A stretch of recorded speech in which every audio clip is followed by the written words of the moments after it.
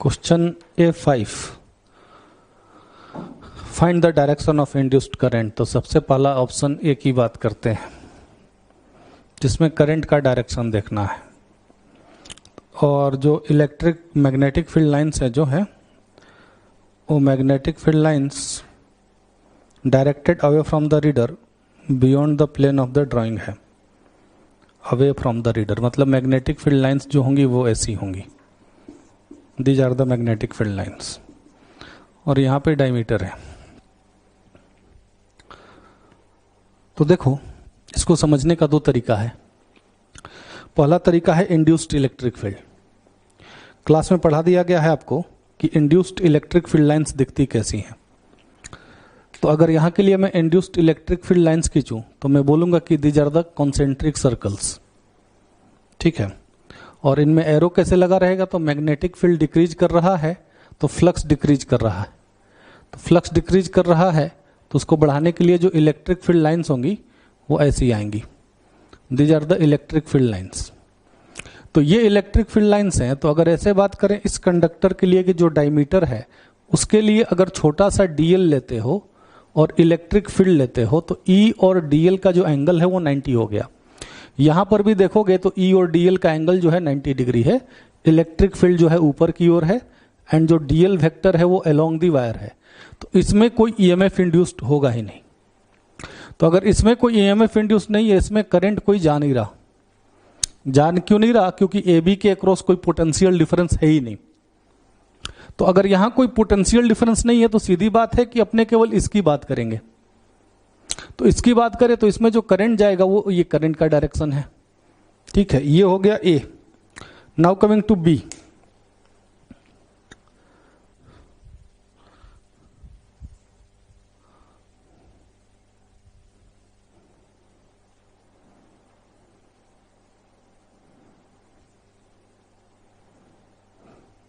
ये हो गई मैग्नेटिक फील्ड लाइंस और इसमें ये कंडक्टर प्लेस्ड है एंड इलेक्ट्रिक फील्ड जो है, मैग्नेटिक फील्ड जो है वो टाइम के साथ डिक्रीज हो रहा है। तो मैग्नेटिक फील्ड टाइम के साथ डिक्रीज हो रहा है तो बोल रहा है कि इसमें करंट का डायरेक्शन बताओ। तो देखो, अगर बात करते कि दोनों इंडिविजुअल लूप्स होता तो इस लूप के लिए अगर मैं इंड्यूस्ड इलेक्ट्रिक फील्ड देखूं तो इंड्यूस्ड इलेक्ट्रिक फील्ड लाइंस ऐसी हैं। तो इंड्यूस्ड इलेक्ट्रिक फील्ड लाइंस अगर ऐसी हैं तो देखो ईएमएफ तो इसमें भी इंड्यूस्ड होगा अपर पार्ट में, ईएमएफ इसमें भी इंड्यूस्ड होगा लोअर पार्ट में, पर अपर पार्ट में जो ईएमएफ इंड्यूस्ड होगा वो ज्यादा होगा। तो करंट जो फ्लो करेगा वो अपर पार्ट के अकॉर्डिंग फ्लो करेगा। ठीक है। और अपर पार्ट में जो ईएमएफ इंड्यूस्ड होगा, इलेक्ट्रिक फील्ड लाइंस कैसी हैं तो अकॉर्डिंगली जो करंट के फ्लो का डायरेक्शन होगा अपर पार्ट में वो ये डायरेक्शन में आएगा। ये हो गया बी। नाउ कमिंग टू सी। सी की बात करें तो है क्या कि इसमें जो करंट का डायरेक्शन होगा ए बी, अगर मैं इसको ए बी बोल दूं तो इस ए बी में कोई करंट जाएगा नहीं। तो इस ए बी में अगर कोई करंट नहीं जाएगा तो जो अगर मैं बात करूं इंड्यूस्ड इलेक्ट्रिक फील्ड का तो इंड्यूस्ड इलेक्ट्रिक फील्ड लाइंस ये हैं। तो ये इंड्यूस्ड इलेक्ट्रिक फील्ड लाइंस हैं। ई डॉट डी एल जो है इसके लिए इंडिपेंडेंट देखेंगे और इसके लिए इंडिपेंडेंट देखेंगे। तो दोनों के लिए जो करंट का डायरेक्शन होगा इनवर्ड हो जाएगा so that existing magnetic field को वो बूस्ट करे। मैं लेंज लॉ को यूज कर रहा। Now coming to option D. Option D में बात करें कि दो लूप्स हैं, ऐसा है और यहां पे कोई कनेक्शन नहीं है। तो एक लूप में ये वाला वन जो है ये 2 से बड़ा लूप है, डायग्राम में दिखाया गया है। तो 1 वाला 2 से साइज में बिगर है। तो जब मैग्नेटिक फील्ड अप्लाई करेंगे और ये टाइम के साथ डिक्रीज करेगा तो इसमें जो ईएमएफ इंड्यूस्ड होगा इसके ईएमएफ इंड्यूस्ड से ज्यादा होगा।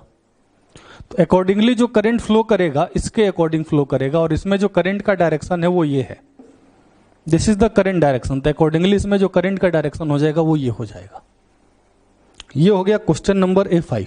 इसको नोट कर लेते हैं। A6 की बात करते हैं।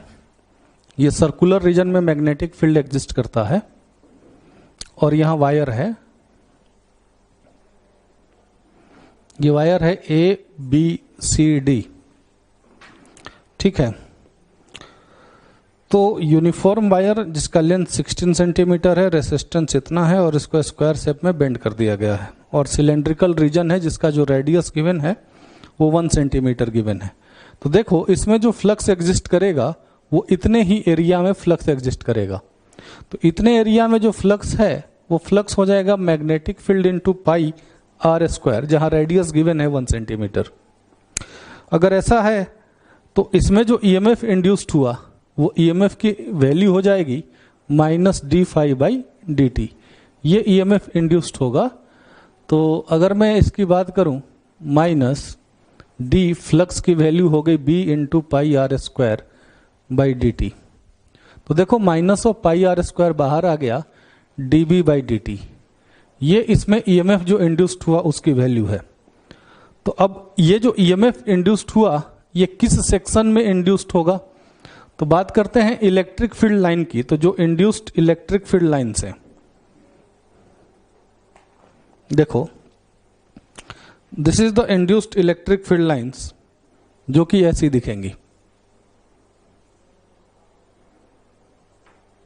और ये इलेक्ट्रिक फील्ड लाइंस का डायरेक्शन कैसे देना होता है? तो बताया गया था कि मान लो कि ये कंडक्टिंग वायर है, तो अगर ये कंडक्टिंग लूप है तो करंट का डायरेक्शन क्या होगा? अकॉर्डिंगली जो है इंड्यूस्ड इलेक्ट्रिक फील्ड का डायरेक्शन दिखाते हैं। तो ये इंड्यूस्ड इलेक्ट्रिक फील्ड है, देखो ऐसा। तो अगर ये इंड्यूस्ड इलेक्ट्रिक फील्ड है तो इस वायर के लिए ये जो सेक्शन है, इस सेक्शन में अगर मैं ई डॉट डीएल लेता हूं, तो अगर मैं एक छोटा सा सेक्शन डीएल यहां पे ले लूं और इस डीएल में ईएमएफ इंड्यूस्ड निकालूं इसमें, तो इलेक्ट्रिक फील्ड का जो डायरेक्शन हो गया वो ये हो गया जो टेंजेंट के अलोंग है, और डीएल जो हो गया वो रेडियस के अलोंग है। तो ई डॉट डीएल अगर मैं लेता हूं तो जो ईएमएफ आएगा छोटे से पार्ट डीएल में वो आ जाएगा 0। तो यहां से यहां तक कोई ईएमएफ इंड्यूस्ड हुआ ही नहीं। तो अगर ईएमएफ इसमें कोई इंड्यूस्ड नहीं हुआ तो जो करंट फ्लो करेगा वो करंट की वैल्यू हो जाएगी 0। ठीक है ना, ऐसा। तो ये हो गया क्वेश्चन नंबर A6, इसको नोट कर लेते हैं। ए बी में तो इंड्यूस्ड ईएमएफ 0 था, पर अब इतना आसानी से ये क्वेश्चन पीछा नहीं छोड़ेगा। ए बी में तो 0 कर दिया तुमने, पर बात ये है कि induced electric field lines region के अंदर ही नहीं होती, रीजन के बाहर भी होती हैं। ऐसी इंड्यूस्ड इलेक्ट्रिक फील्ड लाइंस होंगी। तो भले ही ए बी सेक्शन में इंड्यूस्ड ईएमएफ 0 है, पर बाकी सेक्शंस में आएगा। ठीक है, तो अब अगर ऐसी बात है तो आगे कैसे बढ़ें? तो ऐसे जहां भी क्वेश्चन ऐसा आ जाता है जिसमें एक ही सेक्शन कंडक्टिंग है, सीधे आप फ्लक्स निकाल लो क्लोज एरिया से। बी हो जाए फ्लक्स हो जाएगा B into pi R square, जहां आर इस सिलेंड्रिकल रीजन का रेडियस है। ईएमएफ हो जाएगा minus D phi by D T, and current की वैल्यू हो जाएगी ईएमएफ अपॉन द रेसिस्टेंस। सीधे यहां से जाना है, ज्यादा सोचने की जरूरत नहीं है कि इंड्यूस्ड ईएमएफ क्या हुआ। ऐसे बहुत लोग यहां पे गलती कर देते, इसीलिए मैंने वहां पे बात दिखाया था कि देख ले भाई ए बी में इंड्यूस्ड ईएमएफ 0 है। नाउ अगले सेक्शन पे आते हैं, इतना पहले हम लोग नोट कर लेते हैं। Question number C4 exercise 1 part 1 section सी।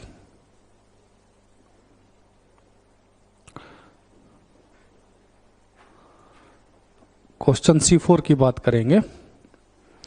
एक सर्कुलर कंडक्टिंग रिंग है और कांस्टेंट वेलोसिटी से चल रहा, मान लीजिए v वेलोसिटी से चल रहा।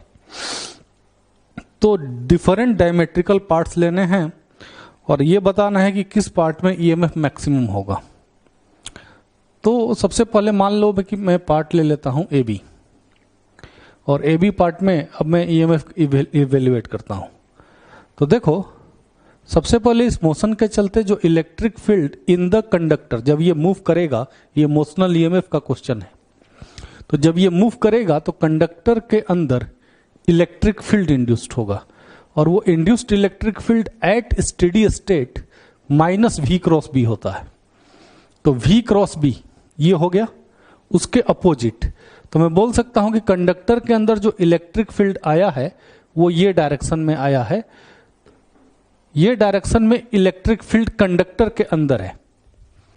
तो अब बोल रहा है कि कहां ईएमएफ मैक्सिमम होगा। तो ईएमएफ मैक्सिमम देखो, पोटेंशियल डिफरेंस क्या होता है यूनिफॉर्म इलेक्ट्रिक फील्ड के केस में, minus E dot displacement vector, and displacement E dot S को लिख सकते हैं ई एस कॉस थीटा। तो जब थीटा हो जाए तुम्हारा 0 डिग्री तो पोटेंशियल डिफरेंस मैक्सिमम होगा। तो थीटा 0 कब होगा? जब डायमीटर ये वाला हो AB। बाकी कोई सा भी डायमीटर लोगे तो थीटा जो है चेंज होते जाएगा, अकॉर्डिंगली जो है EMF घटते जाएगा। अच्छा, EMF मिनिमम कब होगा? तो थीटा जब 90 हो जाए। तो थीटा 90 का क्या मतलब कि ये इलेक्ट्रिक फील्ड है, इसका परपेंडिकुलर डायमीटर ले लो तुम, ये वाला XY। तो उस केस में थीटा 90 हो जाएगा तो पोटेंशियल डिफरेंस 0 हो जाएगा। ये हो गया question number C4 A and C4 का B। तो मिनिमम EMF 0 है और मैक्सिमम EMF जो है वो मैक्सिमम EMF हम लोग यहां से निकाल सकते हैं। इलेक्ट्रिक फील्ड का मैग्नीट्यूड लिख लो, वो हो जाएगा VB। तो ये जो पोटेंशियल डिफरेंस है उसका अगर मैं मैग्नीट्यूड निकालूं तो हो जाएगा VB and if this length is 2R तो दैट इज 2R। तो ये मैक्सिमम EMF है और मिनिमम EMF 0 है। Now coming to question number C5। अब C5 में बोल रहा है कि आपको बताना है electromagnetic induction in the loop as a function of Y। तो देखो पहले डायग्राम बना लेते हैं हम लोग। ये पैराबोलिक वायर है और इसमें ये वायर मूव कर रहा है विथ एक्सीलरेशन A और t इक्वल्स टू 0 पर ये अपेक्स पर था, माने कि जब टाइम 0 था तो यहां पर ये वायर था और ये अपवर्ड डायरेक्शन में A एक्सीलरेशन से मूव कर रहा। तो t टाइम में ये कितना मूव कर जाएगा? तो लिख सकते हैं हाफ AT²। तो ये y की वैल्यू आ जाएगी। तो y की वैल्यू आ गई तो x का वैल्यू भी हम लोग निकाल सकते हैं। तो इस लूप में EMF इंड्यूस्ड निकालना है तो किसी इंस्टेंस t पर मुझे ये एरिया निकालना पड़ेगा। ये एरिया कैसे निकालूं मैं? तो किसी इंस्टेंस t पर अगर मैं इसका कोऑर्डिनेट लिख दूं x, y, तो देखो ये जो रेक्टेंगल बना ABCD, ये रेक्टेंगल का जो एरिया हो जाएगा वो हो जाएगा x इंटू वाई माइनस, अगर मैं इस कर्व के नीचे का एरिया निकाल लूं, एरिया अंडर द कर्व, तो वो हो जाएगा integration y dx from minus of x two plus of x। तो ये हो जाएगा वो एरिया जो मैंने सेड किया है A। एक बार जब ये एरिया आ गया तो फ्लक्स हो जाएगा magnetic field into the area और जो EMF इंड्यूस्ड हो जाएगा वो हो जाएगा माइनस ऑफ d∅dt। तो ये हो गया क्वेश्चन नंबर C5। इसको नोट कर लेते हैं। A3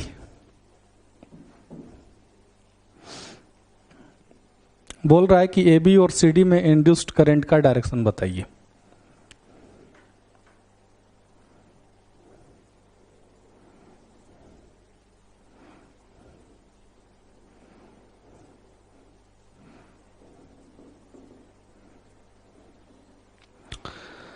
देखिए अब इसमें दो केस बनते हैं कि एक तो कनेक्शन नहीं है, यहां पे देखो कनेक्शन नहीं है। एक बनता है कि दोनों परमानेंटली जुड़ गए।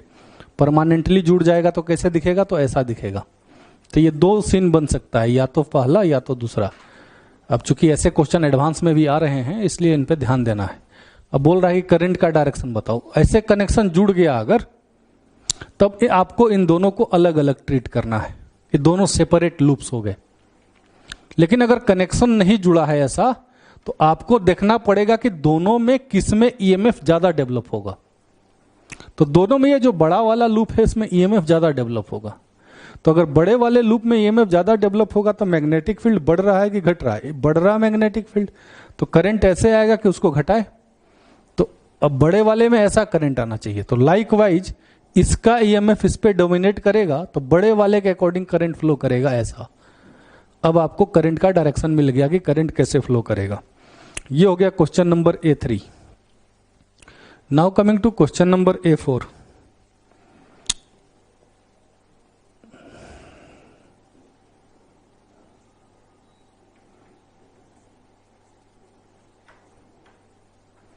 ये स्विच को पहले क्या किया कि क्लोज किया और कुछ देर के बाद बंद किया।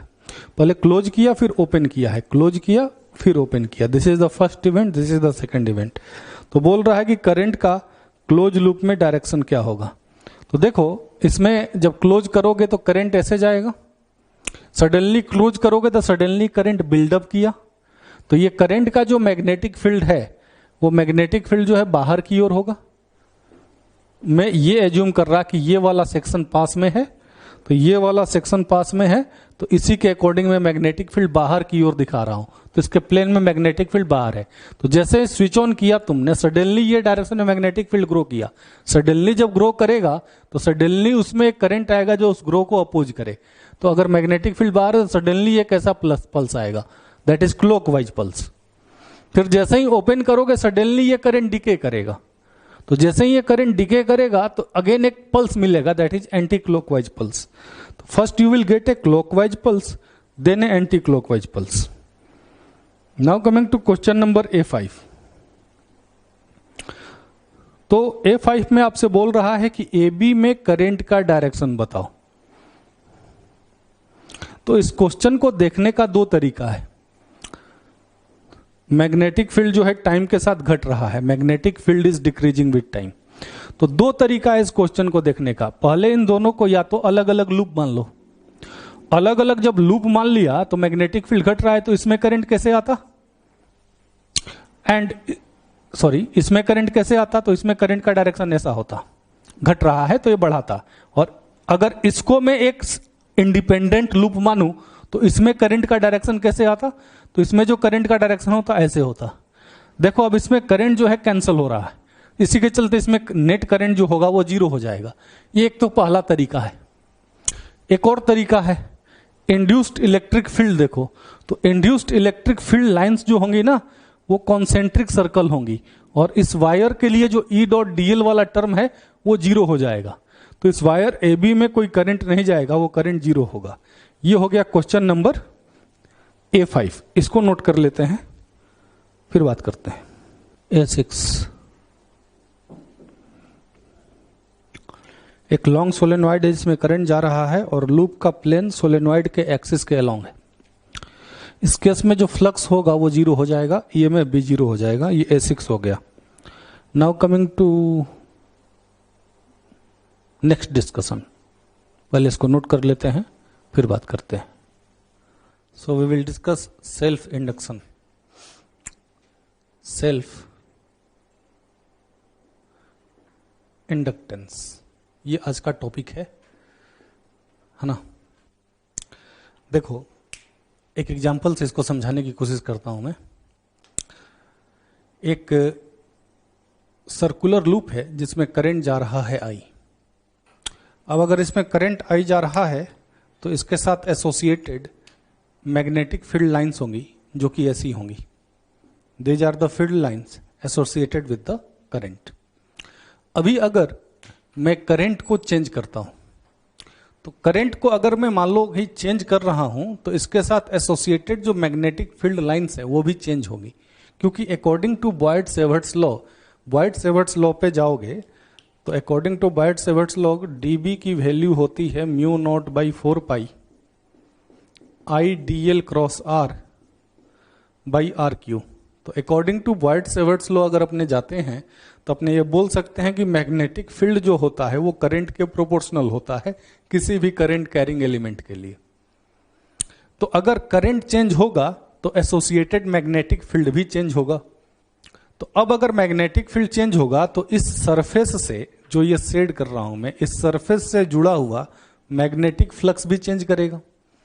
अब अगर मैग्नेटिक फ्लक्स चेंज करता है तो इसमें EMF इंड्यूस्ड हो जाएगा। तो ये जो EMF इंड्यूस्ड हुआ ये इसके अपने करंट के चलते हुआ, इसीलिए इस प्रोसेस को बोला जाता है सेल्फ इंडक्टेंस। ठीक है, अब वापस आ जाते हैं कि अगर मैग्नेटिक फील्ड किसी भी करंट कैरिंग एलिमेंट का करंट के प्रोपोर्शनल है तो फ्लक्स भी जो होगा करंट कैरिंग एलिमेंट का वो करंट के प्रोपोर्शनल होगा। इससे एसोसिएटेड जो फ्लक्स होगा, क्योंकि फ्लक्स मैग्नेटिक फील्ड के प्रोपोर्शनल होता है और मैग्नेटिक फील्ड करंट के प्रोपोर्शनल है, तो अपने बोल सकते हैं कि flux will be proportional to the current. तो ये प्रोपोर्शनलिटी जब हटाएंगे तो यहां एक कांस्टेंट आएगा। इस कांस्टेंट को बोला जाता है इस लूप का सेल्फ इंडक्टेंस।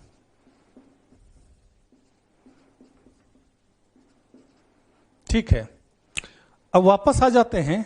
मान लेते हैं दो एग्जाम्पल। मान लेते हैं कि करंट टाइम के साथ बढ़ रहा है। तो अगर करंट टाइम के साथ बढ़ेगा, if current is increasing with time, then होगा क्या कि इसके साथ जो कहीं भी मैग्नेटिक फील्ड है वो मैग्नेटिक फील्ड टाइम के साथ बढ़ेगा, और अगर मैग्नेटिक फील्ड टाइम के साथ बढ़ता है तो इसके साथ एसोसिएटेड जो फ्लक्स होगा वो भी टाइम के साथ इंक्रीज होगा। तो अब अगर ये फ्लक्स टाइम के साथ इंक्रीज होगा तो इसमें एक ऐसा करंट आएगा जो उस इंक्रीज को अपोज करे, तो इसमें एक करंट इंड्यूस्ड हो जाएगा अपोजिट डायरेक्शन में, लाइक दिस। वही अगर मान लो कि करंट टाइम के साथ डिक्रीज कर रहा है, current is decreasing with time, in that case इसी लूप के लिए अगर बात करें, अगर करंट टाइम के साथ घट रहा है तो इसमें एक ऐसा करंट आएगा जो इस एग्जिस्टिंग करंट को सपोर्ट करेगा। तो इस हिसाब से जाएं, मन में डाउट आता है कि ये सेल्फ इंडक्टेंस होता क्या है, तो आप ऐसे बोल सकते हो सेल्फ इंडक्टेंस किसी भी डिवाइस की वो प्रॉपर्टी है by virtue of which it opposes the change of current. ये चेंज ऑफ करंट को अपोज करता है, क्योंकि करंट चेंज होगा तो फ्लक्स चेंज होगा, और एक्चुअली लेंज ने क्या बताया था कि करंट वो डायरेक्शन में इंड्यूस होता है जिससे फ्लक्स चेंज होने को वो अपोज कर पाए। तो सेल्फ इंडक्टेंस होता क्या है? सेल्फ इंडक्टेंस वो प्रॉपर्टी है जिसमें अपने ही करंट में चेंज के कारण उस सर्कुलर लूप में या किसी भी क्लोज लूप में एक ईएमएफ इंड्यूस्ड हो जाता है। ठीक है, इतने को अपने नोट कर लेते हैं, फिर बात करते हैं। सेल्फ इंडक्टेंस का जो यूनिट होता है, सेल्फ इंडक्टेंस का यूनिट हेनरी होता है, और इसको कैपिटल एच से डिनोट करते हैं। ठीक है, अब सेल्फ इंडक्टेंस की प्रॉपर्टी क्या है कि सेल्फ इंडक्टेंस जो है करंट चेंज को अपोज कर रहा है। तो आगे के कुछ डिस्कशन में हम लोग अलग अलग डिवाइसेस के लिए सेल्फ इंडक्टेंस की वैल्यू को इवेल्युएट करेंगे, और उसके बाद हम लोग ये देखेंगे कि वो सब्सटेंसेज जिसमें सेल्फ इंडक्टेंस की प्रॉपर्टी है वो उनको अगर सर्किट में यूज किया जाए तो वो कैसे बिहेव करेंगे। जैसे मान लो कि एक वायर है जिसमें रेसिस्टेंस की प्रॉपर्टी है, तो जब उसको सर्किट में यूज करते हैं तो हाउ रेसिस्टेंस बिहेव्स, ये हम लोगों ने देखा है। तो वैसे ही हम लोग देखेंगे कि वो सब्सटेंसेज जिनमें सेल्फ इंडक्टेंस है अगर उनको हम लोग सर्किट में यूज करें तो हाउ दे विल बिहेव, ये हम लोग आगे के डिस्कशन में देखेंगे। डिस्कशन का पहला पॉइंट ये है हम लोगों का कि इवेल्युएशन ऑफ सेल्फ इंडक्टेंस, अलग अलग चीजों के लिए सेल्फ इंडक्टेंस की वैल्यू को इवेल्युएट करेंगे, जिसमें से पहला है self inductance. Self inductance for a loop, एक लूप है जिसके लिए सेल्फ इंडक्टेंस की वैल्यू मुझे इवेल्युएट करनी है। ये एक सर्कुलर लूप है और इसके लिए मुझे सेल्फ इंडक्टेंस की वैल्यू निकालनी है। एक एजम्पशन लिया गया है कि इसका रेडियस जो ए है ये बहुत छोटा है, इसका रेडियस ए बहुत छोटा है। ठीक है, ये एजम्पशन लिया गया है। अब इसके लिए सेल्फ इंडक्टेंस निकालना है। सेल्फ इंडक्टेंस निकालेंगे कैसे? तो पहले इसमें एक करंट फ्लो कराएंगे, करंट फ्लो कराने के बाद इससे फ्लक्स मेजर करेंगे, और फ्लक्स मेजर करने के बाद उस फ्लक्स को एल आई से कंपेयर करेंगे, तो वहां से एल की वैल्यू आ जाएगी। करंट जब फ्लो कराया तो इसके किसी भी पॉइंट पर मैग्नेटिक फील्ड कैसे निकालें? देखो, करंट फ्लो कराया, सेंटर पर मैग्नेटिक फील्ड पता है, एक्सिस पर मैग्नेटिक फील्ड पता है, पर किसी भी पॉइंट पर मैग्नेटिक फील्ड नहीं पता है। तो ये एजम्पशन को हम लोग यूज करेंगे कि अगर इसका रेडियस बहुत छोटा है तो अपने बोल सकते हैं इसका हर पॉइंट जो है वो सेंटर पे लोकेटेड है। तो अगर ऐसा है तो इसके ईच पॉइंट पर जो मैग्नेटिक फील्ड होगा वो मैग्नेटिक फील्ड हो जाएगा mu naught I by 2a। ठीक है, और ये मैग्नेटिक फील्ड का डायरेक्शन सेंटर पे जो होगा, ऐसे करंट जा रहा है तो ये हो जाएगा डायरेक्शन, और यही डायरेक्शन हम लोग सरफेस के हर पॉइंट पर लेंगे मैग्नेटिक फील्ड का। तो अगर ऐसा एजम्पशन लें तो बोल सकते हैं कि ये लूप जो है यूनिफॉर्म मैग्नेटिक फील्ड में है। तो अगर ये यूनिफॉर्म मैग्नेटिक फील्ड में है तो इससे एसोसिएटेड अगर मैं फ्लक्स लिखूं तो फ्लक्स को लिख दूंगा magnetic field mu naught I by 2a into the area which is pi A square. तो यहां से देखो a कैंसल हो जाएगा, तो म्यू नॉट पाई ए आई अपॉन 2, ये हो जाएगा फ्लक्स का वैल्यू। अब अगर इस फ्लक्स को मैं कंपेयर कर दूं phi equals to L I से, तो एल की वैल्यू आ जाएगी mu naught pi A by 2, ये इसका आ जाएगा सेल्फ इंडक्टेंस। अब मान लो कि इसमें n नंबर ऑफ टर्न्स हैं, रेडियस बहुत छोटा है पर नंबर ऑफ टर्न्स n है, ऐसा तो n टर्न्स अगर होता है तो उस केस में होगा क्या कि मैग्नेटिक फील्ड तो यहां पर एक टर्न के लिए मैग्नेटिक फील्ड हुआ mu naught I by 2a, तो अगर n टर्न होते हैं तो n टर्न के लिए magnetic field, if there are n turns, for n turns अपने बात करते हैं, तो अगर n टर्न्स होते हैं तो n टर्न्स के लिए जो मैग्नेटिक फील्ड है वो मैग्नेटिक फील्ड हो जाएगा, एक टर्न का आया mu naught I by 2a into n कर देंगे, ठीक है। तो n टर्न के लिए जो फ्लक्स हो जाएगा, फ्लक्स हो जाएगा mu naught I by 2a into n into the area, area हो गया पाई इंटू ए स्क्वायर, ठीक है। ये एक के लिए फ्लक्स की वैल्यू है, n के लिए फ्लक्स की वैल्यू क्या हो जाएगी, तो n से मल्टीप्लाई कर देंगे, तो ये आ जाएगा mu naught I N square pi A square by 2a, A cancel कर दिया। अब अगर इस फ्लक्स को phi equals to L I से कंपेयर कर दे तो l की वैल्यू आ जाएगी mu naught I N square pi A upon 2, ठीक है। इसको नोट कर लेते हैं, ये n टर्न्स के लिए सेल्फ इंडक्टेंस की वैल्यू है ना, और ये एक टर्न के लिए सेल्फ इंडक्टेंस की वैल्यू है, इसको नोट करते हैं। सेल्फ इंडक्टेंस इवैल्यूएशन का दूसरा एग्जांपल है सेल्फ इंडक्टेंस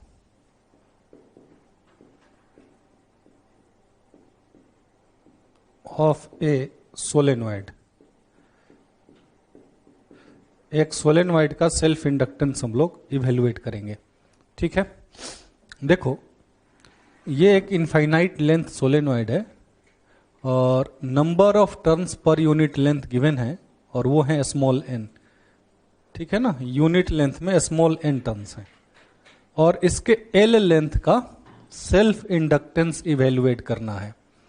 तो हम लोग जो सेल्फ इंडक्टेंस निकाल रहे हैं वो फाइनाइट लेंथ सोलेनॉइड के लिए नहीं निकाल रहे हैं, हम लोग सेल्फ इंडक्टेंस निकाल रहे हैं self inductance of length l of infinite length solenoid, ये टॉपिक रहेगा, ठीक है।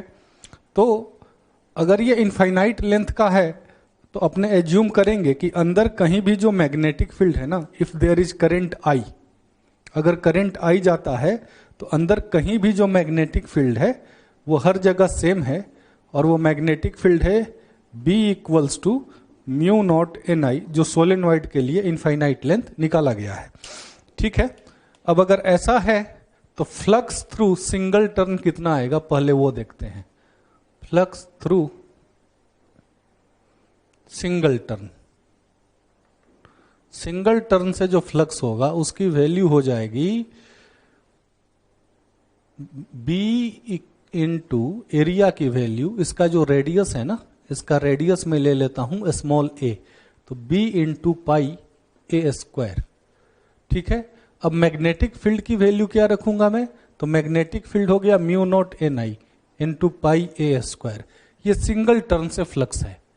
तो ऐसे एल लेंथ में कितने टर्न्स हो जाएंगे, तो गिवन था, गिवन है number of turns per unit length, number of turns per unit length n given है।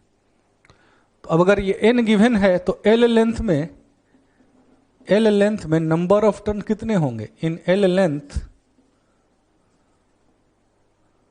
नंबर ऑफ टर्न्स, ये कितने आ जाएंगे, तो ये आ जाएंगे n इंटू एल। तो इतने में टोटल फ्लक्स कितना आ जाएगा, total flux phi equals to single turn से कितना फ्लक्स था, तो mu naught N I into pi A square into N L, ये हो गया टोटल फ्लक्स का वैल्यू एल लेंथ के लिए। तो अब क्या करें, तो एक बार जब फ्लक्स निकाल लेते हैं तो सेल्फ इंडक्टेंस निकालने के लिए इस फ्लक्स को हम लोग कंपेयर करते हैं phi equals to L I से। तो अगर इससे इसको कंपेयर करते हैं तो देखो ये आएगा एल का value mu naught N square, देखो दो जगह एन है तो एन स्क्वायर हो जाएगा पाई ए स्क्वायर एल। देखो ठीक है, तो ये आ गया सेल्फ इंडक्टेंस का value for A L length of infinite length solenoid. तो ये जो टर्म दिख रहा है ना, इसको सीधे याद किया जा सकता है कि ये भाई वॉल्यूम हो गया और म्यू नॉट एन स्क्वायर। तो अपने ये एक बात बोल सकते हैं कि ये जो सेल्फ इंडक्टेंस होगा, अगर ये वॉल्यूम कांस्टेंट है तो सेल्फ इंडक्टेंस को बोल सकते हैं कि वो एन स्क्वायर के प्रोपोर्शनल हो जाएगा। ठीक है, साथ ही साथ अगर मीडियम चेंज करता है अंदर का तो म्यू की वैल्यू भी चेंज हो जाएगी। जब म्यू की वैल्यू चेंज होगी तो सेल्फ इंडक्टेंस भी चेंज हो जाएगा। इसको नोट करते हैं, है ना। अच्छा, तो वो डिवाइसेज जिनमें सेल्फ इंडक्टेंस होता है उनको इंडक्टर कहा जाता है, और वो डिवाइसेज सर्किट में जब रिप्रेजेंट किए जाते हैं तो जैसे कैपेसिटर को रिप्रेजेंट करते हैं वैसे ही इंडक्टर को रिप्रेजेंट करने का ये स्कीमेटिक रिप्रेजेंटेशन है इंडक्टर को। माने वो डिवाइसेज जिनमें सेल्फ इंडक्टेंस की प्रॉपर्टी होगी, जिनका सेल्फ इंडक्टेंस नॉन जीरो होगा, उनको इंडक्टर बोलोगे। और इंडक्टर को सर्किट में जब भी दिखाओगे तो वो ऐसे दिखाओगे, रेसिस्टर में स्पाइक्स होते, इसमें स्पाइक्स नहीं होते। अब अपने ये बात डिस्कस करेंगे कि how inductor behaves in the circuit. तो आगे के लिए ये ध्यान रखना है कि इंडक्टर एक ऐसा डिवाइस है जो सडन करंट चेंज को अपोज कर रहा है। भाई करंट जब चेंज होगा तो सडनली फ्लक्स चेंज हो जाएगा, तो इसमें एक ऐसा करंट फ्लो करता है जो उस सडन करंट चेंज को अपोज करे। जैसे फॉर एग्जांपल इंडक्टर के बिहेवियर को समझने के लिए एक एग्जांपल लेता हूं मैं। जैसे एक इंडक्टर है, एक रेसिस्टर से कनेक्टेड है। इंडक्टर है मान लो 2 मिली हेनरी का एंड रेसिस्टर है 2 ओम्स का, और यहां पर एक बैटरी लगी है। बैटरी लगी है 4 वोल्ट की, और ये स्विच है। ये स्विच को मैंने t = 0 पे क्लोज कर दिया। अब आपसे ये पूछा गया कि क्लोज करने के जस्ट बाद सर्किट में करंट क्या है, अगर इनिशियली कोई करंट नहीं था तो क्लोज करने के जस्ट बाद सर्किट में करंट पूछा जा रहा है। तो आपको यह ध्यान रखना है कि इंडक्टर सडन करंट चेंज को अपोज करता है। तो क्लोज करने के पहले करंट 0 था, तो क्लोज करने के जस्ट बाद भी इंडक्टर में जो करंट होगा वो करंट की वैल्यू 0 होगी। तो जस्ट आफ्टर क्लोजिंग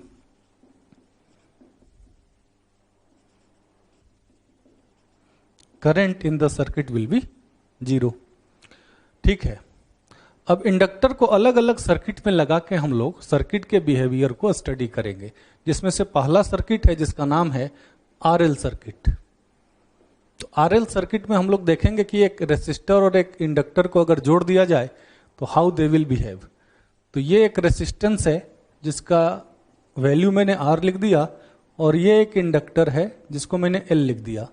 दोनों को मैंने सीरीज में जोड़ दिया विथ ए बैटरी जिसका ईएमएफ गिवन है, और एक स्विच से। ये स्विच क्लोज किया जाता है t = 0 पे, ऐसा गिवन है। तो आपको बोला जा रहा है कि किसी टाइम t पर सर्किट में जो करंट होगा उसकी वैल्यू बताइए। ठीक है, तो देखो इसके पहले कि यह डिस्कशन को आगे बढ़ाया जाए, अब रेसिस्टर में तो एक बात पता होती है कि रेसिस्टर में कौन सा इंड जो है हाई पोटेंशियल पे है, कौन सा इंड लो पोटेंशियल पे है। इंडक्टर में यह कैसे पता चलेगा कि कौन सा इंड हाई पोटेंशियल पे है, कौन सा इंड लो पोटेंशियल पे है। साथ साथ ये कैसे पता करेंगे कि इंडक्टर के क्रॉस पोटेंशियल डिफरेंस क्या है। तो बिफोर स्टार्टिंग दिस टॉपिक आपको यह देखना पड़ेगा कि पोटेंशियल डिफरेंस अक्रॉस इंडक्टर होता क्या है। Potential difference across inductor, across inductor, ये आपको देखना पड़ेगा। तो देखो अभी अभी फ्लक्स की वैल्यू हम लोगों ने लिखी थी किसी भी सेल्फ इंडक्टेंस वाले डिवाइस के लिए फ्लक्स होता है Li। तो अगर मैं फराडेज लॉ से जाऊं तो फराडेज लॉ से ईएमएफ को लिख सकता हूं मैं -d∅dt। तो ये फाई की वैल्यू अगर मैं यहां पे रख दूं तो ये L बाहर आ जाएगा। सेल्फ इंडक्टेंस कांस्टेंट होता है किसी भी डिवाइस के लिए, तो वो बाहर आ जाएगा -L/di/dt। तो ये इंडक्टर में इंड्यूस्ड ईएमएफ का वैल्यू है। अब देखो इंडक्टर जब कंस्ट्रक्ट करोगे, बनाओगे जब आप, तो इंडक्टर बनाओगे वायर से। अब अगर वायर का रेसिस्टेंस 0 है तो जो इंडक्टर तुम डिजाइन करोगे उसको बोलेंगे प्योर इंडक्टर। और प्योर इंडक्टर के अक्रॉस जो पोटेंशियल डिफरेंस होगा वो इसी ईएमएफ के बराबर होगा। अब इस ईएमएफ को देख के ये नहीं पता चल रहा है कि इंडक्टर का कौन सा एंड हाई पोटेंशियल पे होगा एंड कौन सा एंड लो पोटेंशियल पे होगा। तो ये आपको देखना पड़ेगा करंट को चेंज होने के रेट से। ठीक है, तो पहले इतना अपने नोट कर लेते हैं, फिर बात करते हैं, है ना। So we are discussing potential difference across inductor. ठीक है, उसके बाद आरएल सर्किट की बात करेंगे। Potential difference across inductor, inductor के अक्रॉस पोटेंशियल डिफरेंस की मैं बात कर रहा हूं। तो देखो, अगर इंडक्टर आइडियल है, पहला केस बनेगा कि इफ इंडक्टर इज आइडियल, तो उस केस में उसका जो पोटेंशियल डिफरेंस होगा वो पोटेंशियल डिफरेंस इंड्यूस्ड ईएमएफ के बराबर होगा, दैट इज -L di/dt। यही ईएमएफ उसका पोटेंशियल डिफरेंस होगा। पर आपको यह देखना पड़ेगा कि कौन सा एंड हाई पोटेंशियल पे है, कौन सा एंड लो पे है। जैसे कि मान लो कि ये इंडक्टर है और इसमें करंट जा रहा है I, और ये करंट टाइम के साथ मान लो इंक्रीज हो रहा है, current is increasing with time. तो ये पोटेंशियल डिफरेंस तो आ रहा है, पर ये पोटेंशियल डिफरेंस में हाई पे कौन है और लो पे कौन है, अब बताओ। ऐसा पूछा आपसे, तो देखो कैसे करना है। तो आपको एक बात तो ध्यान में रखनी है कि इंडक्टर जो है सडन करंट चेंज को अपोज करता है। मतलब क्या कि अगर करंट घट रहा है तो इंडक्टर जो है करंट को बढ़ाएगा, और अगर करंट बढ़ रहा है तो इंडक्टर करंट को घटा देगा। तो अब अगर ऐसा है तो ऐसा नहीं लगता कि इंडक्टर में पहले से कुछ करंट है। भाई जिसके पास पहले से कुछ करंट होगा वही तो करंट चेंज को अपोज कर सकता है। करंट बढ़ रहा है तो उसको डिक्रीज कैसे करेगा, तो उसके पास जो पहले से करंट होगा उसको उल्टा बहा देगा। करंट अगर घट रहा है तो उसको इंक्रीज कैसे करेगा, तो इंडक्टर के पास पहले से जो करंट होगा उसको फ्लोइंग करंट के डायरेक्शन में फ्लो करा देगा। ऐसा लग रहा है, तो मतलब कि इंडक्टर को बोल सकते हैं कि it is a current storing device, इसके अंदर एक करंट है। तो अगर ऐसा बोले तो इसको एक बैटरी बोल सकते हैं। तो देखो, अगर करंट बढ़ रहा है तो अब इंडक्टर को हटा के एक बैटरी लगा दो, और बैटरी ऐसा लगाओ कि करंट बढ़ रहा है तो वो बैटरी ऐसा करंट फ्लो कराए कि इस करंट के अपोजिट डायरेक्शन में हो। तो अगर इस इंडक्टर को हटा के अगर मैं एक बैटरी से रिप्लेस करूं तो वो बैटरी मैं ऐसे लगाऊंगा, और ये बैटरी कैसे करंट फ्लो कराएगी, ऐसे, क्योंकि आने वाला करंट कैसा था, ऐसा। तो ये हो गया इंड्यूस्ड करंट। तो अब अगर ऐसा सोचे तो इस इंडक्टर के लिए हाई पोटेंशियल पे कौन होगा और लो पोटेंशियल पे कौन होगा, बता दिया हम लोगों ने कि ये एंड हाई पर होगा, ये एंड लो पर होगा। तो अगर ये 0.1 है, ये 0.2 है, तो कोई बोले कि V1 माइनस V2 की वैल्यू क्या होगी, तो V1 माइनस V2 को लिखोगे, ये माइनस ड्रॉप करना रहेगा तुमको। तो माइनस ड्रॉप करके लिखोगे L di/dt, क्योंकि di/dt यहां पर पॉजिटिव है, di/dt पॉजिटिव है क्योंकि करंट बढ़ रहा है। ठीक है, तो अब ये पूरा टर्म ही पॉजिटिव हो गया क्यों, और V1 V2 से ज्यादा है। अब मान लो कि इंडक्टर है और इसमें करंट टाइम के साथ घट रहा है, current is decreasing with time. तो करंट टाइम के साथ अगर घट रहा है और ये करंट का डायरेक्शन दिया है I, तो अब इंडक्टर को हटा के एक बैटरी लगा दो, और वो बैटरी ऐसी होगी ताकि बैटरी जो है इस करंट को सपोर्ट करे, क्योंकि इंडक्टर करंट चेंज को अपोज करता है। तो अब अगर इस इंडक्टर को हटा के मैं एक बैटरी लगाता हूं तो वो बैटरी लगाऊंगा मैं ऐसा, ताकि ये बैटरी कैसे करंट फ्लो कराए, ऐसा, निगेटिव टर्मिनल के लिए ऐसा, और ये इस करंट को सपोर्ट करेगा। और अगर ऐसा सोचते हैं तो इस इंडक्टर के लिए हाई पोटेंशियल पे कौन हो जाएगा, लो पोटेंशियल पे कौन हो जाएगा। तो अगर ऐसा है तो अगर इस पॉइंट को 1 बोल दूं, इस पॉइंट को 2 बोल दूं, तो V1 माइनस V2 को मैं क्या लिखूंगा, तो V1 माइनस V2 को अब की बार में लिखूंगा, देखो V1 माइनस V2 पॉजिटिव होना चाहिए, तो V1 माइनस V2 को लिखना होगा L mod di/dt। या तो ऐसे लिख लो, या तो ऐसे बोल दो कि di/dt निगेटिव है और आगे माइनस लगा दो, तो इसको ऐसा लिख सकते हैं, that is minus of L di/dt, ऐसा भी लिख सकते हैं, है ना। तो ये तो हो गया कि अगर इंडक्टर आइडियल है, पर एक्चुअली प्रैक्टिकली कोई इंडक्टर आइडियल होता नहीं है। कोई भी इंडक्टर बनाओगे, सोलेनॉइड से इंडक्टर बना रहे हो तो वो इंडक्टर जो होता है वो एक्चुअली वायर से बनाया जाता है। तो वायर में तो एक रेसिस्टेंस होता है, तो तुम बनाओगे, तुमको लगेगा कि मैं बना रहा हूं प्योर इंडक्टिव सर्किट, पर वो बन जाएगा आरएल सर्किट।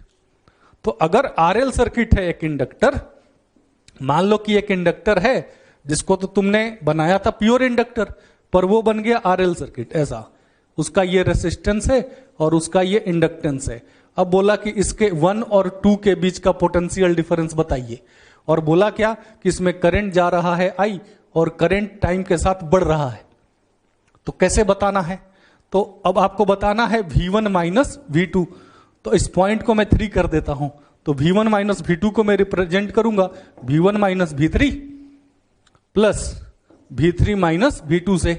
तो V1 माइनस V3 जो होगा वो हो जाएगा IR प्लस का IR, क्योंकि करंट के डायरेक्शन में पोटेंशियल घटता है, एंड V3 माइनस V2। तो अब देख करंट टाइम के साथ बढ़ रहा है दिया है, तो इसका पॉजिटिव इंड ये होगा, निगेटिव इंड ये होगा।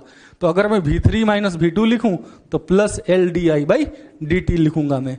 तो ये हो गया नॉन आइडियल इंडक्टर के लिए पोटेंशियल डिफरेंस, और ये हो गया आइडियल इंडक्टर के लिए पोटेंशियल डिफरेंस। इंडक्टर के लिए जब पोटेंशियल डिफरेंस लिखना है तो कैसे करना है? तो इंडक्टर को बैटरी से रिप्रेजेंट कर दो by assuming that inductor stores current like capacitor stores charge, inductor stores current, क्योंकि जिसमें करंट रहेगा वही करंट चेंज को अपोज करेगा, क्योंकि फाई होता है LI, तो I जब नहीं बदलेगा तभी फ्लक्स नहीं बदलेगा। और लेंज ने कहा था कि करंट उस डायरेक्शन में आता है ताकि वो फ्लक्स चेंज को अपोज कर पाए। तो फ्लक्स चेंज तभी अपोज हो पाएगा जब करंट चेंज अपोज हो पाएगा। तो इसलिए बोला जा सकता है कि इंडक्टर करंट चेंज को अपोज करता है। इसको नोट करते हैं। जैसे 2 एग्जांपल लेके समझाता हूं मैं। ये सर्किट में करंट जा रहा है 3 एम्पियर और करंट इंक्रीज हो रहा है at the rate 10 to the power 3 ampere per second, और इंडक्टर की वैल्यू, इंडक्टेंस की वैल्यू है 2 मिली हेनरी। ठीक है, और आपको बताना है कि 1 और 2 के बीच कितना पोटेंशियल डिफरेंस आया है। V1 माइनस V2 की वैल्यू क्या है? V1 माइनस V2, करंट बढ़ रहा है। तो देखो V1 माइनस V2 स्प्लिट करते हैं, इसको 3 कर दिया मैंने। V1 माइनस V2 को लिखेंगे V1 minus V3 plus V3 minus V2। V1 minus V3, देखो करंट जा रहा है, करंट फ्लो करता है high potential to low potential, तो V1 माइनस V3 हो जाएगा 9। V3 माइनस V2 का क्या करें? तो करंट इंक्रीज हो रहा है, तो इंडक्टर को सोच बैटरी है, तो ये इंड हाई पोटेंशियल पे, ये लो पोटेंशियल पे हो गया। तो V3 minus V2 actually positive आएगा, और प्लस में LdI/dt लिखेंगे, तो L हो गया 2 × 10⁻³ याद रखें इंडक्टेंस को हेनरी में रखना है, तो मिली हेनरी दिया रहेगा तो मिली को यूज करना पड़ेगा, आपको रिप्लेस करना पड़ेगा। L एंड dI/dt दिया था 10⁻3, तो ये आ जाएगा 9 + 2 11 वोल्ट्स। अब इसी एग्जाम्पल में मान लो बोल देता कि if in above example dI/dt equals to minus 10 to the power 3 ampere per second, evaluate V1 minus V2। तो क्या करते? तो कैसे करते हम लोग? तो देखो उस केस में क्या होता, अगर मैं लिखता हूं V1 माइनस V2, तो उसको मैंने तो स्प्लिट कर दिया, मैंने V1 माइनस V2 को V1 माइनस V3 लिख दिया प्लस V3 माइनस V2 लिख दिया। तो V1 माइनस V3 तो वापस इतना ही रहेगा 9, और वो प्लस का 9 ही रहेगा, क्योंकि ये करंट जा रहा है high potential to low potential. पर बात करें कि यहां पर अगर करंट टाइम के साथ घट रहा है तो वो ऐसा रिप्लेस करेगा, तो ये इंड हो जाएगा माइनस पे और ये इंड हो जाएगा प्लस पे। इंडक्टर को ऐसा रिप्लेस करो बैटरी से कि वो एग्जिस्टिंग करंट को सपोर्ट करे। तो इंडक्टर को अगर बैटरी से उस केस में रिप्लेस करूंगा तो वो बैटरी जो होगी वो कुछ ऐसी दिखेगी। तो ऐसा इंडक्टर दिखेगा, तो ये इंड हाई पर है, ये इंड लो पर है। तो V3 माइनस V2 को अब की बार निगेटिव लिखना है हम लोगों को। तो अगर मैं निगेटिव में लिखता हूं तो ये आ जाएगा -2। वैल्यू वही रहेगी, क्योंकि डेटा मैंने चेंज नहीं किया है, केवल साइन माइनस किया है, तो वैल्यू वही रहेगी, पर प्लस के जगह माइनस आ जाएगा। तो 9 - 2 हो जाएगा 7 वोल्ट्स। तो इंडक्टर में कौन सा इंड हाई पोटेंशियल पे, कौन सा इंड लो पोटेंशियल पे, ये मैंने समझाया। इंडक्टर को यूज कैसे करना है सर्किट में, ये हम लोग देख रहे थे। ये इन डिस्कशंस में इसको लिख लेते हैं हम लोग, है ना। So we were discussing RL circuit.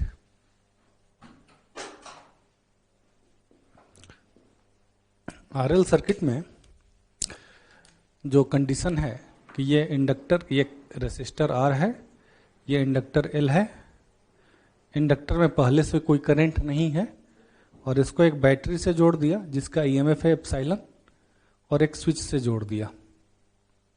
ये स्विच है, इसको मैंने t इक्वल्स टू 0 पे स्विच ऑन किया। तो आपको ये बताना है कि सर्किट में जो है करंट की वैल्यू किसी भी टाइम पर क्या होगी। तो सबसे पहले बात करते हैं just after closing the switch. तो just after closing the switch को मैं t इक्वल्स टू 0 प्लस बोल रहा। तो just after closing the switch circuit में करंट क्या होगा। तो बोला था मैंने इंडक्टर में पहले से कोई करंट एग्जिस्ट नहीं करता था। Just after closing the switch actually inductor opposes the change of current, sudden change of current. तो just after closing the switch current की वैल्यू अभी भी क्या रहेगी, तो 0 रहेगी। तो करंट अभी भी जस्ट आफ्टर क्लोजिंग 0 है, पर टाइम के साथ अब ये करंट ग्रो करेगा, बिल्डअप करेगा। तो अपने एक गेस कर सकते हैं कि current is increasing in the circuit with time. तो अगर सर्किट में करंट टाइम के साथ इंक्रीज कर रहा है तो एट टाइम टी टाइम पर अगर मैं सर्किट को ड्रॉ करूं तो सर्किट कुछ ऐसा दिखेगा। ये resistor, inductor, EMF and current which is increasing with time. तो अगर करंट टाइम के साथ इंक्रीज कर रहा है तो ये इंड हाई पर होगा, ये इंड लो पोटेंशियल पे होगा। अब मैं क्या करता हूं कि किरचॉफ वोल्टेज लॉ यूज करते हैं। तो इप्सिलॉन यहां लिखेंगे माइनस आई आर, ये प्लस है माइनस है ऐसे जा रहे हैं, तो minus L D I by D T. आपने ये प्रेडिक्ट किए हैं कि current is increasing with time, इसलिए D I by D T को पॉजिटिव लिया है। अब इसको मुझे सॉल्व करना है ना। तो इसको कैसे सॉल्व करूं, तो इप्सिलॉन माइनस आई आर को अलग कर दिया, इधर हो गया L D I by D T, D I upon epsilon minus I R equals to D T by L. Now integrating both side, दोनों साइड इंटीग्रेट करते हैं।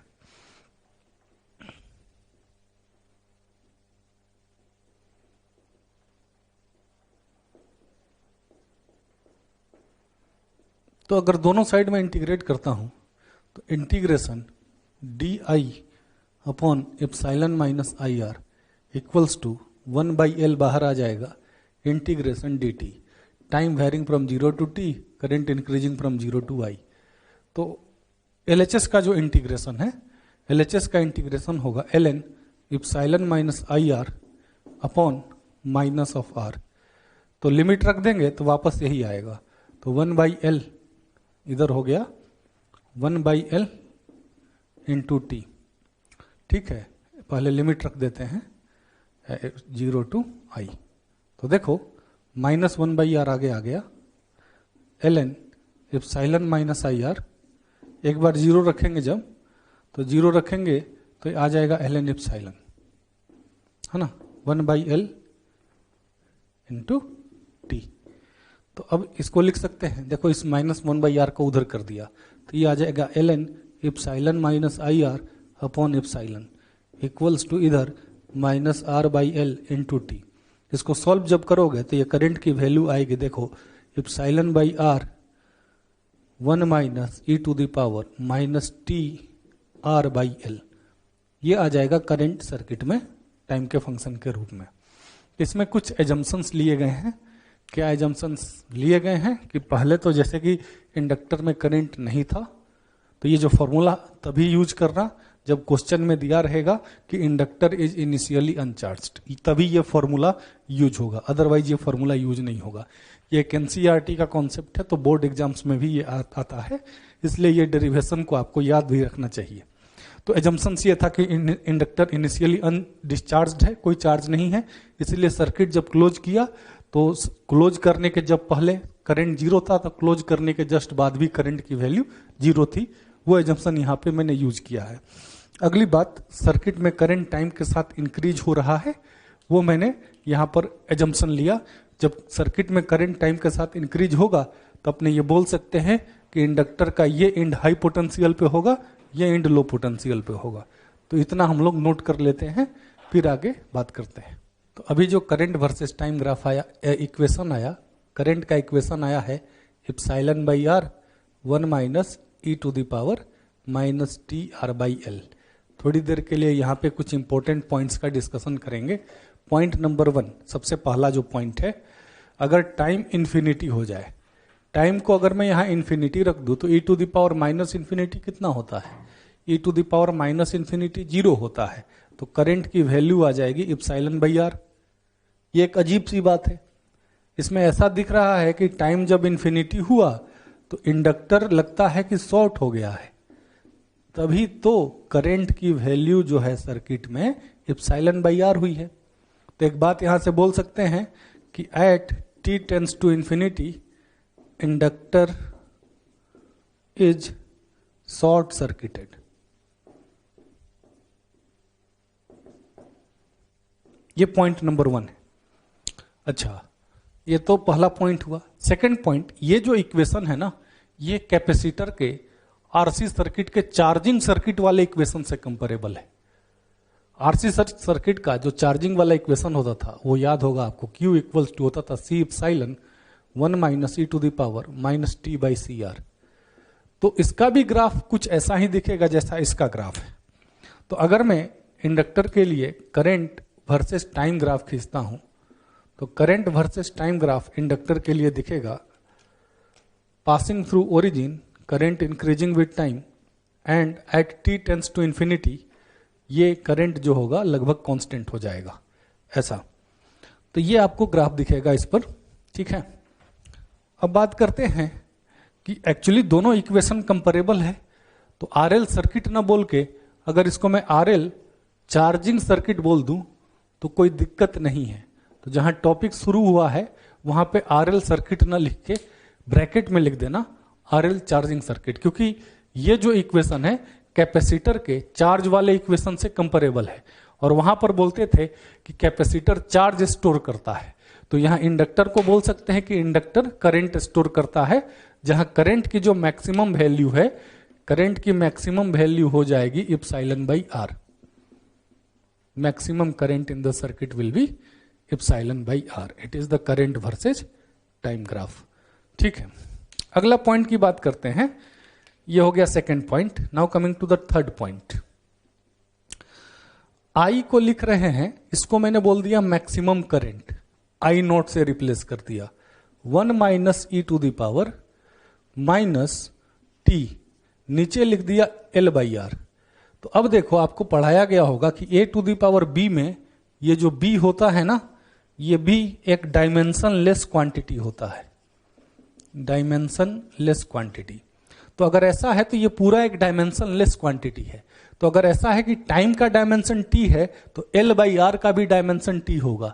इस एल बाई आर को सर्किट का टाइम कांस्टेंट बोलते हैं और इसको टाउ से डिनोट करते हैं। इसको बोला जाता है time constant of the circuit. Now coming to the point कि ये टाइम कांस्टेंट का डिफिनीशन क्या होगा। देखो, इसके डिफिनीशन पे चलते हैं। तो अगर मान लेते हैं कि टाइम जो है टाइम कांस्टेंट के बराबर बीत गया, तो अगर टाइम को टाइम कांस्टेंट के बराबर रख दूंगा तो यहां पर आएगा आई का value I naught 1 minus E to the power minus 1।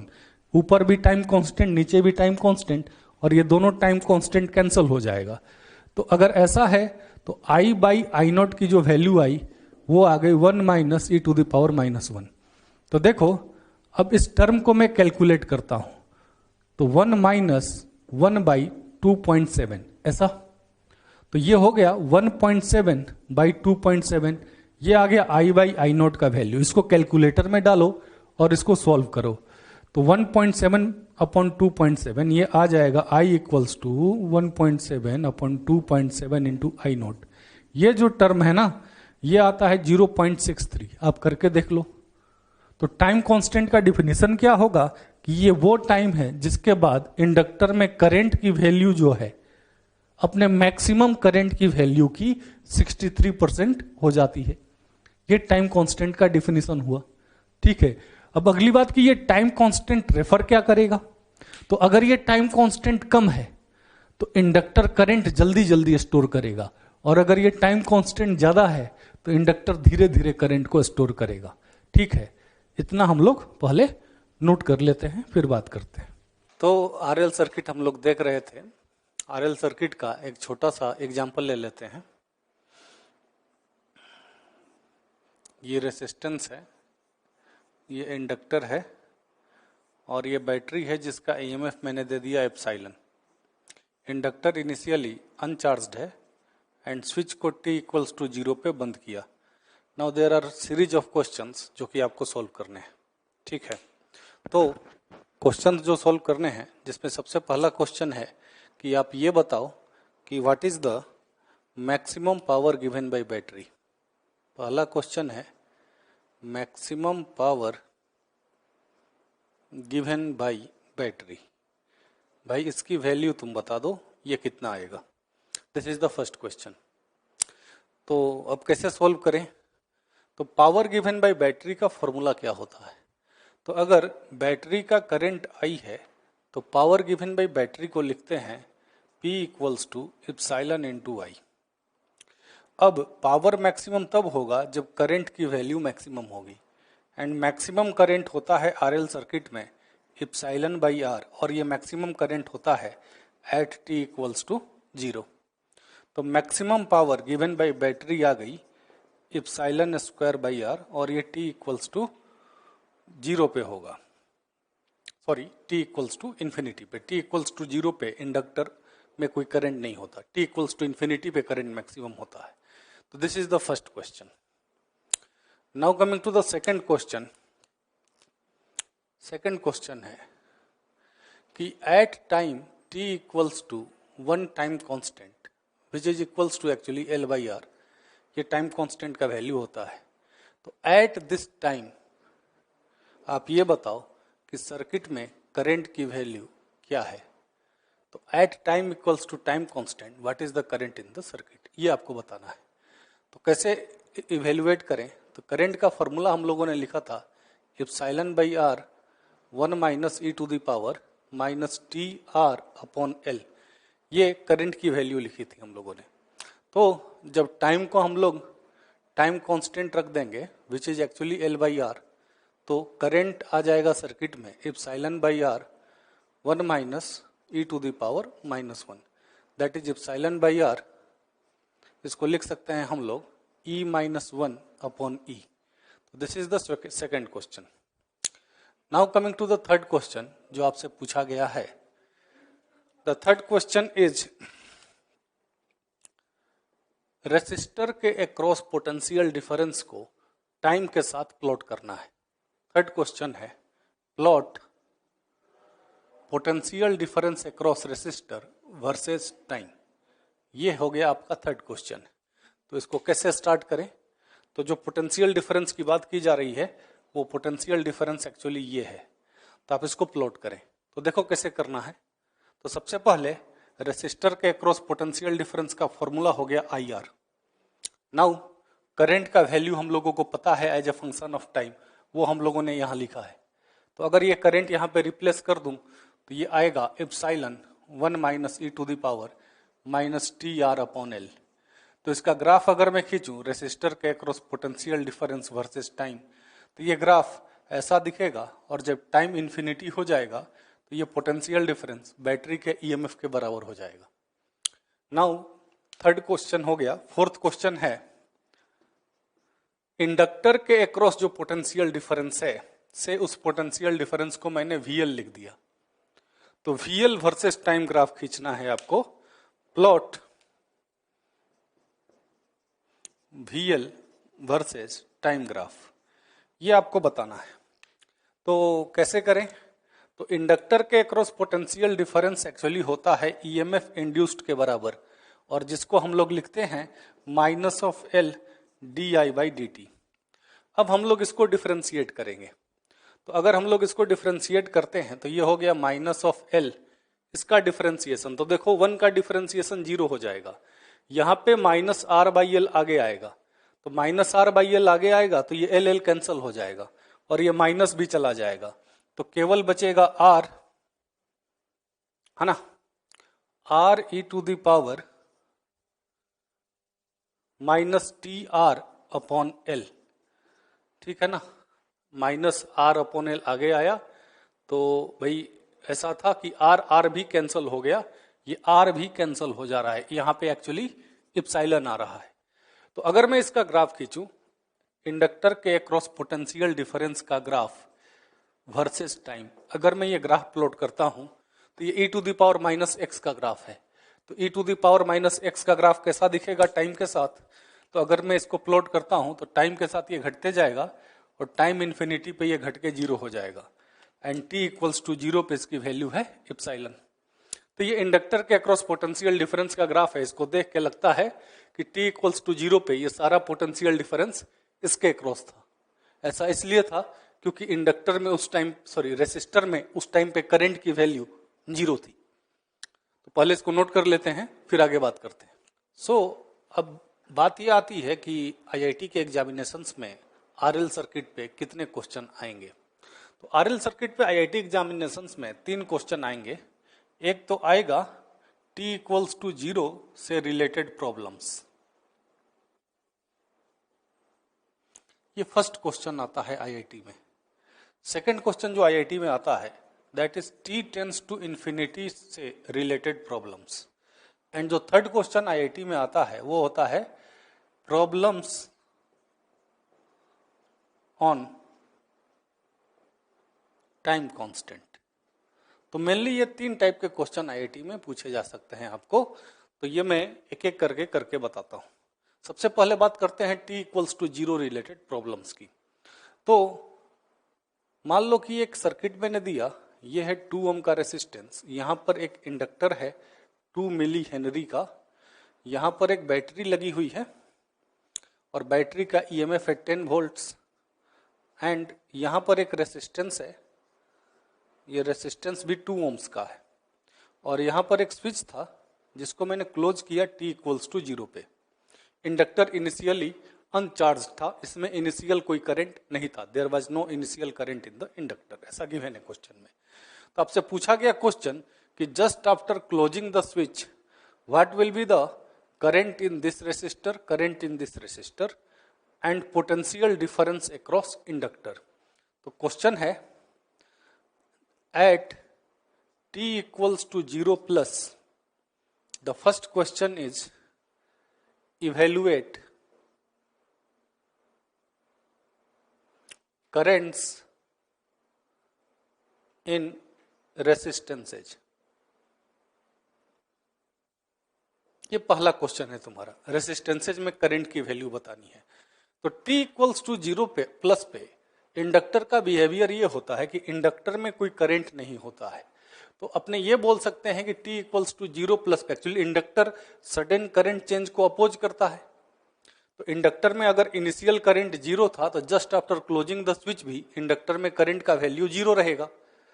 तो अगर इंडक्टर में करंट जीरो है तो इसको आप ओपन सर्किट कर सकते हैं। तो अगर मैं इसको सर्किट से बाहर निकाल दूं तो सारा करंट यू घूमेगा, तो करंट की वैल्यू हो जाएगी 10/4 दैट इज 5/2 एम्पियर। ये हो गया पहला क्वेश्चन। सेकंड क्वेश्चन था evaluate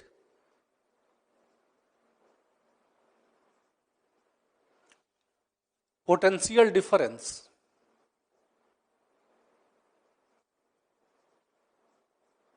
across inductor।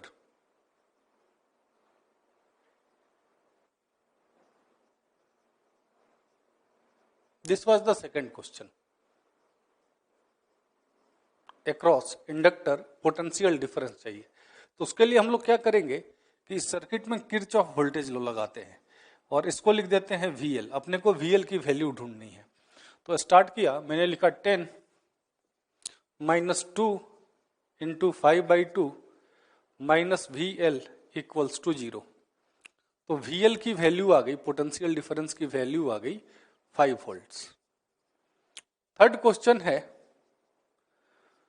What is the rate of change of current in the inductor at t equals to 0। यानी क्वेश्चन है evaluate di/dt for I in inductor at t equals to 0 plus. जो current में जो inductor में current जा रहा है उस करंट I के लिए di/dt की वैल्यू चाहिए। तो देखो कैसे इवेल्युएट करेंगे। इंडक्टर के अक्रॉस पोटेंशियल डिफरेंस कितना है 5 वोल्ट, इंडक्टर की वैल्यू कितनी है 2 मिली हेनरी। तो इंडक्टर का पोटेंशियल डिफरेंस लिख सकते हैं 5 equals to L that is 2 into 10⁻³ into di/dt। तो di/dt की वैल्यू आ गई 5/2 इंटू 10⁻³ तो इसको लिख सकते हैं 2500 एम्पियर पर सेकेंड। इसको नोट कर लेते हैं ये क्वेश्चन को, फिर अपने बात करेंगे second type of question t equals to infinity related problems की। ठीक है, इतना नोट करते हैं।